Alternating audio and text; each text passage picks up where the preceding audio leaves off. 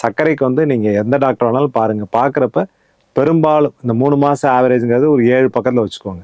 HbA1cன்னு சொல்லுவோம். சர்க்கரையோட அளவு வந்து சாப்பிட்றதுக்கு முன்னாடி ஒரு 125 130 கீழே, சாப்பிட்டதுக்கப்புறம் ஒரு 175 பக்கத்தில் அது மாதிரி வச்சுக்கோங்க.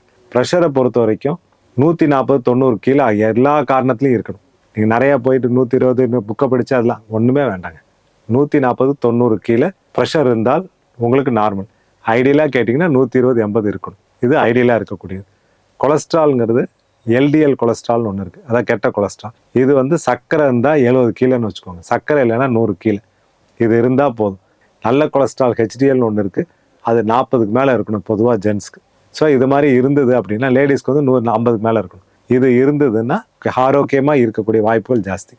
நான் இதெல்லாம் நான் பண்ணுறேன், ஆனால் நான் நல்லா சாப்பிட்டு வெயிட்டாக இருக்கேன்னா, வெயிட்டுக்கு உண்டான அளவுனா ஹைட் எத்தனை சென்டிமீட்டர் இருக்கோ அதிலே 100 கழிச்சு அதுதான் வெயிட் இருக்கணும்.